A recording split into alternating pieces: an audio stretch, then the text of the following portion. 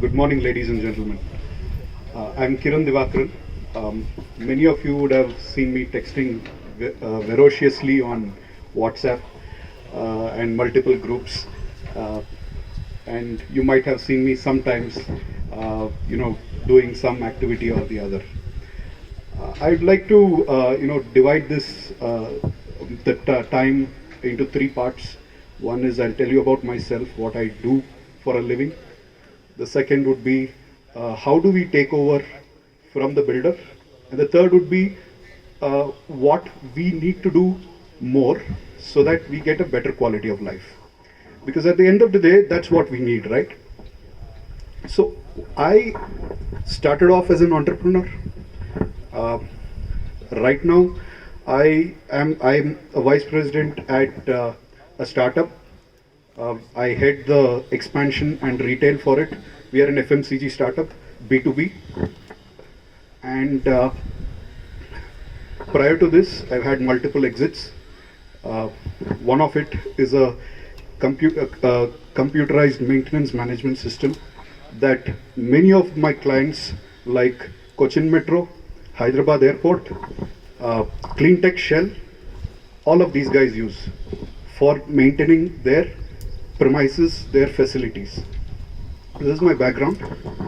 So there are multiple things, right, in terms of how we take over and how we hand over, how the builder needs to hand over, for which I think we need to have a proper handover takeover document for every amenity and for everything that the builder has promised to given us.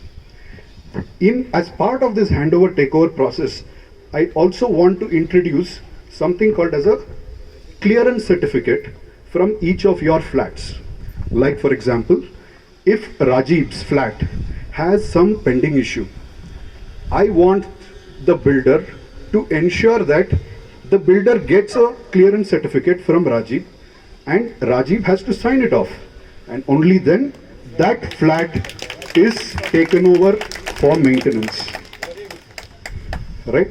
So like this, for every amenity, like for example, let's say the swimming pool.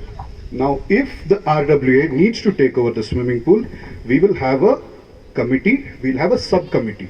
The subcommittee will have subject matter experts who can sign off and say, yes, this particular swimming pool is complete in all respects.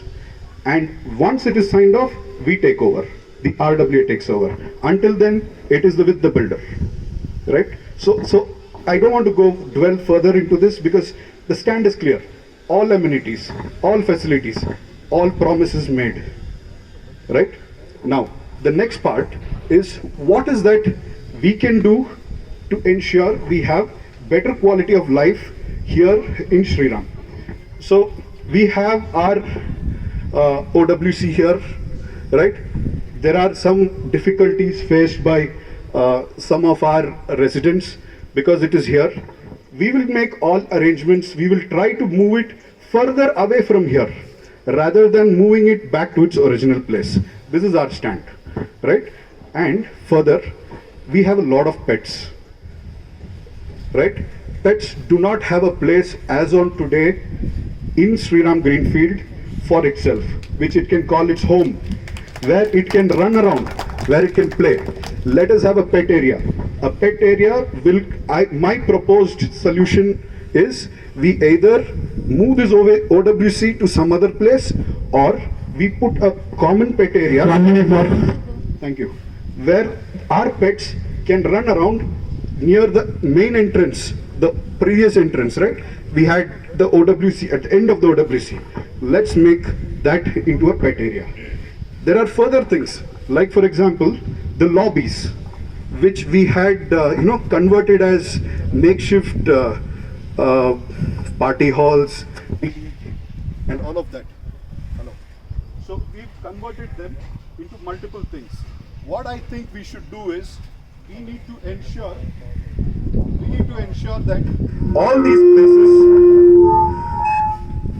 we need to ensure that all these places are made into lobbies that look like real lobbies, the ones which, let's say you enter into a Taj, you have a lobby.